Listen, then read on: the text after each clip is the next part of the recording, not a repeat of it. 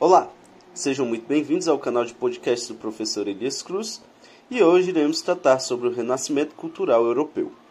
Durante boa parte da Idade Média, as pessoas tinham um status determinado na hierarquia das sociedades europeias. Servo ou senhor, vassalo ou suzerano, mestre ou aprendiz, cada pessoa ocupava uma posição dentro de uma rígida estrutura social. Na Idade Moderna, alguns laços dessa estrutura social foram se afrouxando, abrindo espaço para que o indivíduo pudesse emergir. Isso se contrapunha à mentalidade medieval predominante, em que as pessoas eram vistas coletivamente incluídas no mundo cristão. A mentalidade moderna, em formação, criou brechas para manifestações das individualidades em diversas esferas da vida social. Muitos intelectuais dessa época buscavam explicações racionais para suas indagações, em vez de permanecer com as respostas orientadas apenas pela fé religiosa. Essa maneira de ver a realidade diminuiu a ênfase no mundo de Deus, o teocentrismo, e valorizou uma concepção antropocêntrica, em que o ser humano era o centro. O humanismo, desenvolvido principalmente entre os séculos XV e XVI, caracteriza-se pela concepção de que o ser humano é criatura e criador do mundo em que vive, e dessa maneira pode ser condutor de si mesmo. As concepções tradicionais reforçavam a submissão do homem a Deus, a orientação da Igreja Católica e a tutela da nobreza. Exaltavam-se valores como piedade, mansidão e disciplina. Já os valores humanistas enfatizavam a curiosidade intelectual, o espírito crítico e a capacidade empreendedora, além do desejo de aventuras e de exploração do mundo, que marcariam a mentalidade da Idade Moderna.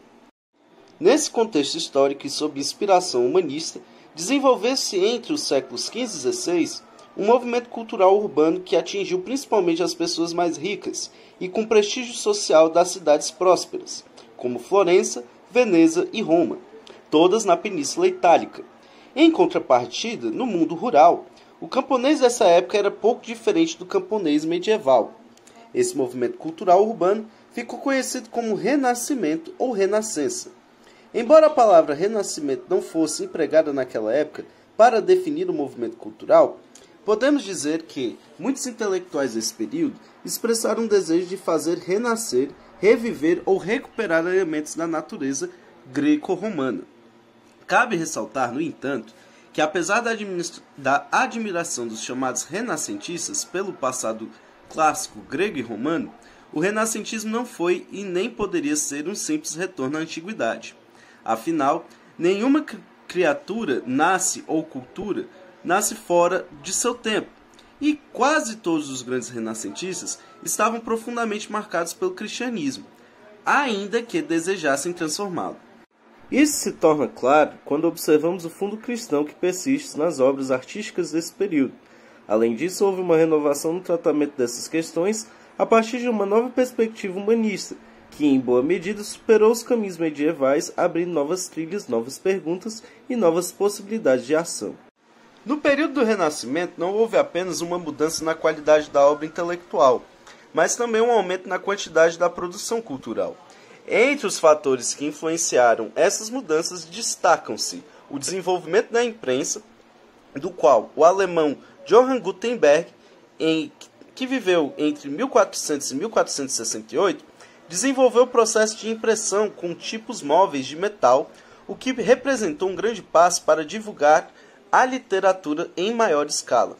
Em pouco tempo surgiram vários impressores, como o inglês William Caston e o italiano Aldo Manúcio, que publicaram diversas obras. Calcula-se que no início do século XVI já havia mais de 100 tipografias espalhadas pela Europa, que produziriam cerca de 9 milhões de exemplares de 40 mil obras. Outro grande movimento importante foi a ação dos mecenas, algumas pessoas de grandes posses que estimularam e patrocinaram o trabalho de artistas e intelectuais renascentistas.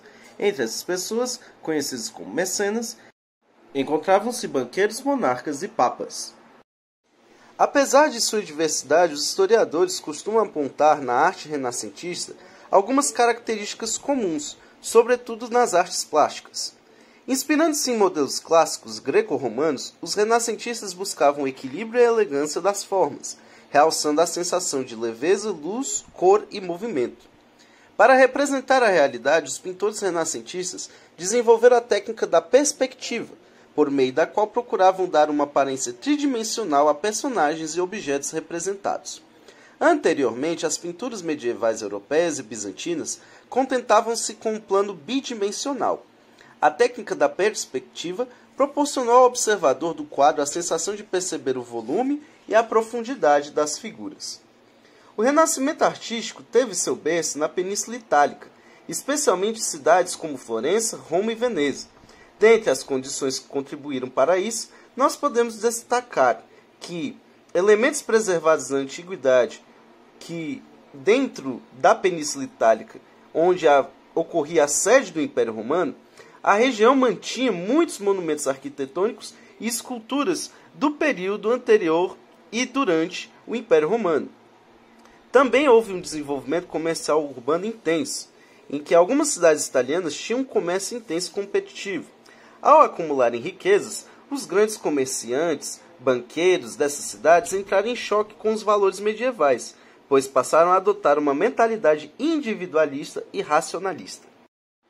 Entre os principais representantes do Renascimento italiano, destacam-se Leonardo da Vinci, que era considerado um verdadeiro gênio criativo, destacando-se tanto nas ciências como nas artes.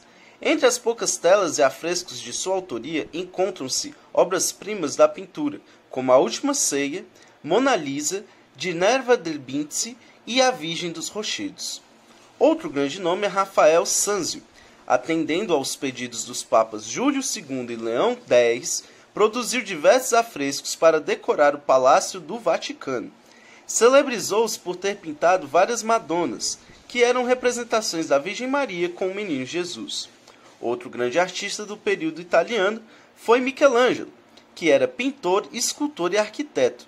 Suas obras foram marcadas pela perícia técnica, pelo sentimento arrebatado e pela emotividade. Como pintor, ele produziu vários afrescos na Capela Sistina, no Vaticano. Como escultor, realizou obras importantes como Moisés, Pietà e Davi. Projetou ainda a imensa cúpula da Basílica de São Pedro, em Roma. A partir da Península Itálica, o movimento renascentista propagou-se por várias partes da Europa. Na França, tivemos Michel de Montaigne, pensador que dedicou páginas expressivas de seu livro Ensaios aos problemas educacionais de seu tempo, combatendo a ignorância sobre as características da infância.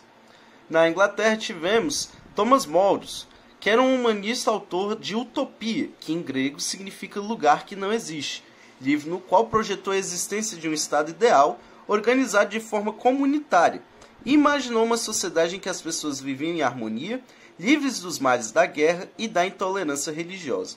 Ainda na Inglaterra, nós tivemos o talentosíssimo escritor William Shakespeare, que também era poeta e dramaturgo, notabilizando-se por suas peças teatrais. Entre as mais destacadas, contam-se os dramas históricos como Ricardo II e Antônio e Cleópatra, comédias como O Sonho de uma Noite de Verão e O Mercador de Veneza, e dramas românticos e trágicos como Romeu e Julieta, Macbeth e Hamlet. Em Portugal tivemos a figura de Luís Vaz de Camões, grande poeta da língua portuguesa que, em Os Lusíadas, narrou a história de Portugal, desde suas origens e a epopeia dos descobrimentos marítimos a partir da viagem de Vasco da Gama. Na Holanda, tivemos Erasmo de Roterdã, um humanista que, no livro Elogio da Loucura, criticou os abusos e desvios das autoridades da Igreja. Na Espanha, tivemos Miguel de Cervantes, escritor que, em sua famosa obra Dom Quixote de la Mancha, criou uma sátira aos ideais da cavalaria medieval. Duas personagens dominam essa grande obra. De um lado, Dom Quixote, mergulhado no sonho, na fantasia e no ideal, e de outro, o escudeiro Sancho Panza, representando a vida real, mais próximo do senso comum. Então é isso. Espero que vocês tenham gostado do vídeo de hoje. Assinem o canal, curtem e compartilhem todo esse conteúdo, para que nós possamos deixar a disciplina de história mais relevante no nosso cenário nacional. Valeu!